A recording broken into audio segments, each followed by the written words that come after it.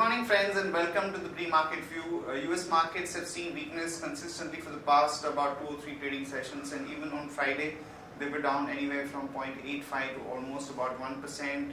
However, European markets were up anywhere from 0.5 to almost about 1%, and when we look at the Asian markets today morning, Nikkei is up about 1% and most of the other markets are showing marginal uptick about 0.25 to almost about 0.5%. But SGX Nifty is suggesting that we are going to open down about 30-35 points.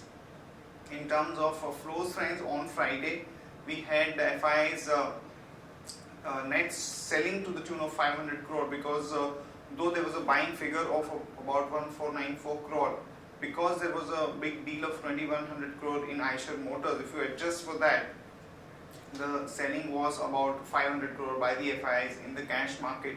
However, DIIs were biased to the tune of about 667 crore.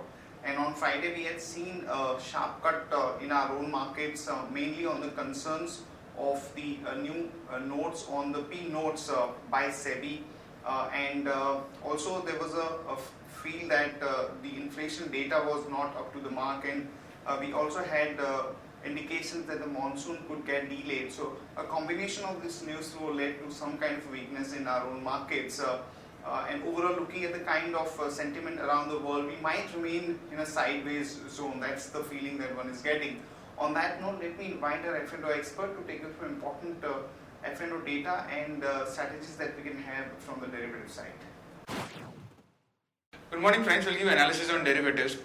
Friday's trading session taking negative cues from the international markets. Our market did react on the negative note, and we did saw Nifty going down, and Nifty started the day with a gap down of around 60-70 odd points. But however, it did consolidate it between a narrow range, and then later on in the mid part of the day it tried to recover. But again, every attempt of it failed, and Nifty eventually closed with a sharp loss of around 1.23% and at 7830.55. And the open interest terms, more unwinding was seen, that is around 3.5% was shaded in open interest, and the absolute terms 6.35 lakh shares were shaded in open interest, and cost of carry also decreased significantly from 9% to 5%. That is, Nifty premium came down from anywhere around 32-33 odd points to currently in the double digit in a double digit of around 20 odd points, indicating majority of the position which was been shaded was due to the long unwinding, and still we haven't seen much of the short positions getting built up in this kind of a market scenario where Nifty is down by more than 200 points from its peak, and we haven't seen much of a short positions getting added, and majority of the downfall is mainly due to the long unwinding. Put call ratio did decrease in line with the market going down and showing a sharp decline. It's but obvious we do see significant amount of decrease in the put call ratio. However, the decrease was quite severe. It decreased by more than it's around 9 to 10 odd points from 0.97 to currently it's around 0.88. Now that clearly indicates there was a lot of put writing which was been visible in the market when the market went up in last 2 to 3 trading sessions, before 2 to 3 trading sessions, and after that once we have seen selling pressure in Nifty post the Mauritius tax announcement, post that we have seen a good amount of unwinding in put option, that people were covering the short positions in put option, while we simultaneously have been seeing good amount of call writing taking place in the higher strike price. Indian volatility index inched higher by around 4% in line with the market going up. We did saw volatility index in line with the market going down. We did saw volatility index also inching higher from 16.33 to 17 odd levels, and it has an inverse relationship between the market and volatility index, and that what we saw in the Friday's trade.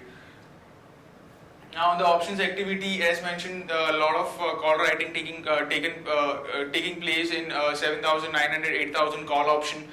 We have seen an addition of around 11% in 7,900 call option, while 8,000 call option have seen an addition of around 30 odd percentage. Continues to be the highest in terms of open interest for this series also, and it's highest in terms of open interest with around 86 lakh shares in it, which is quite huge, and breaching 8,000 levels for this series also is a big hurdle for the market.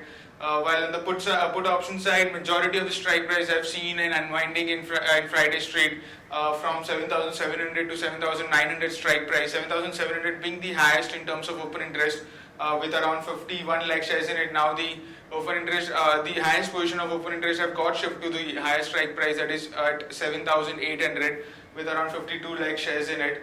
All of them have seen an unwinding anywhere in the range of 7 to 25% respectively. So all in all, the outlook of the market remains a bit kind of on the cautious note, and below 7,800 we did show some kind of a selling pressure.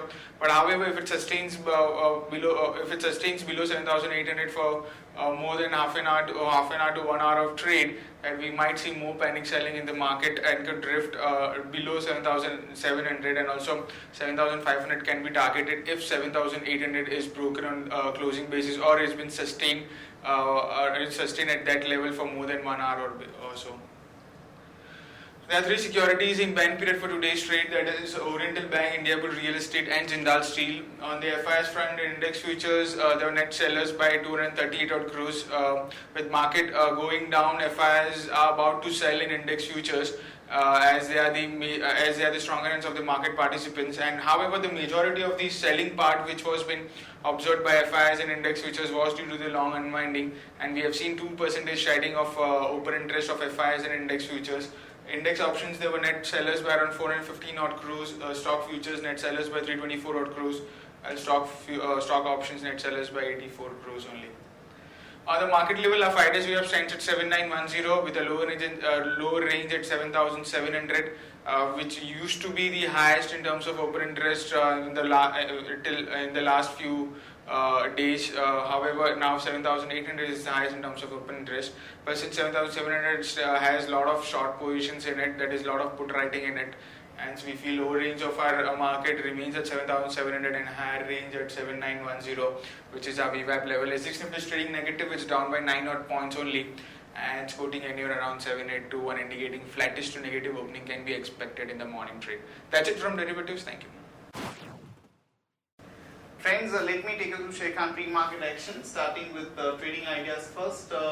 Long call on Capital First, as the company came out with a good set of numbers for this quarter.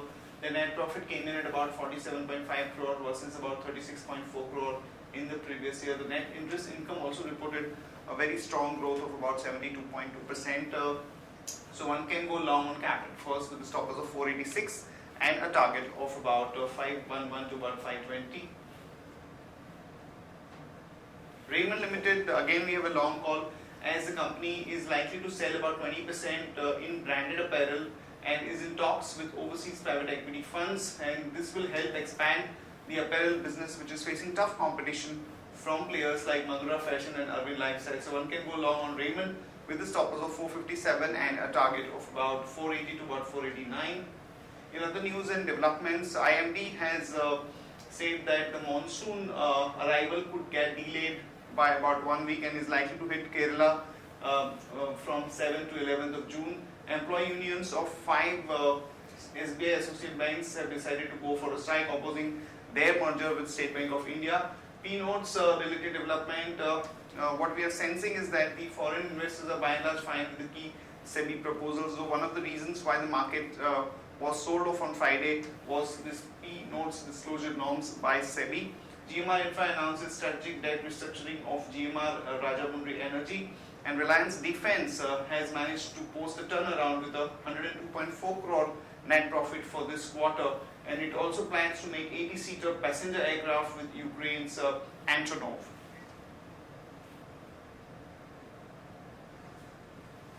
Manufacturing sector is likely to slow down in April to June as per FICCI. Piramal is going to buy 4 Pfizer brands for about 110 crore. BHEL has commissioned a 660 megawatt supercritical thermal plant in Maharashtra. Ahluwalia contracts wins projects worth about 493 crore, and Reliance gets a green node for exploratory drilling project in Tamil Nadu. Talking about the results of some of the companies, BOP reported a weak set of numbers for this quarter. Their loss came in at about 3230 crore versus a PAT of 580 crore. But the overall management commentary and the fact that the restructuring in the slippages part has already been provided for, most of the brokerages have come out with a positive note post the management call, and they have also upgraded their price targets. So we expect that it might have a weak opening, but one should really be looking at accumulating the stock over the next few days. The Union Bank of India net profit came in at 961.2 crore versus 440 crore. Central Bank reported a loss of about 898 crore versus a PAT of 174 crore. Relaxo Footwear, which is a part of Sher Khan coverage, has reported a PAT of 32.8 crore, which was down almost about 23%. JM Financial reported a PAT of 114 versus 93 crore. Companies which will be announcing numbers today: JK Tyre, we are looking at a net profit of 122.9 crore, Strides Accolab 96.4 crore, NBCC 153 crore, and Petronet LNG about 249 crore. Here is a stock list with positive and negative bias. Stocks with positive bias are Apollo Tyre, Aditya Birla, Nuvo, and SKS Micro. And the stocks with negative bias are Glenmark and Eicher Motors. Stocks for investment that we like at this point of time are Axis Bank, Britannia, BEL, HDFC Bank, and Torrent Pharma. That's it from all of us, friends. Have a good trading session and see you tomorrow at the same time.